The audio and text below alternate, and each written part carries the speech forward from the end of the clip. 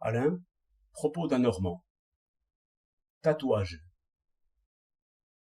Vous avez peut-être lu l'aventure de ces pauvres gens qui voulurent se grimer en peau rouge pour le mardi gras, et qu'un mauvais plaisant a tatoué pour leur vie.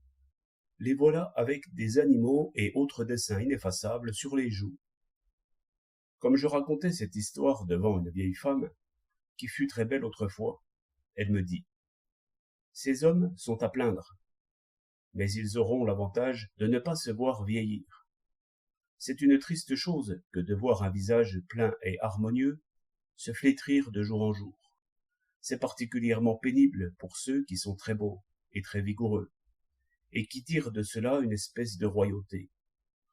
Aussi, je ne m'étonne pas que, chez beaucoup de peuples, les grands aient établi l'usage de se tatouer le visage. Par ce moyen, le travail du temps est rendu à peu près invisible. Les jeunes étant enlaidis par mode, les vieux n'ont plus alors de désavantage. Et, par suite, ils ne sont plus exposés à être supplantés par quelques blancs-becs, qui remplaceraient l'art de plaire, lentement acquis, par un jeune et frais sourire. Je sais que les jeunes y perdent, mais la jeunesse tenant lieu de tout bien par la joie qu'elle porte avec elle, ils supportent allègrement cette mode tyrannique. Et comme ils doivent vieillir quelques jours, ils en profiteront à leur tour. Voilà sans doute par quelle cause s'est établie et a duré une coutume que nous serions tentés de juger absurde au premier abord. Mais ces honnêtes coutumes disparaissent en même temps que la hiérarchie et le respect que l'on porte aux vieillards.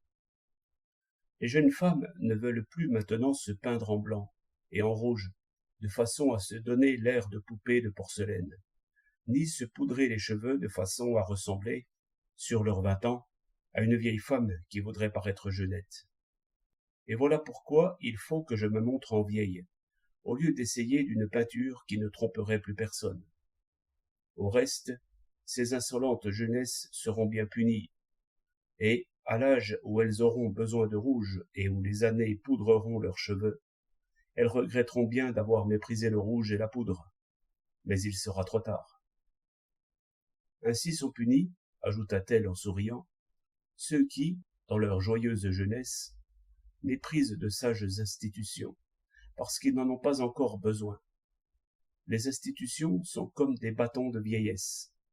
Si les jeunes étaient sages, au lieu de jeter leur canne, ils joueraient à s'appuyer dessus, de sorte que, plus tard, ils cacheraient plus facilement les premières attaques de la goutte.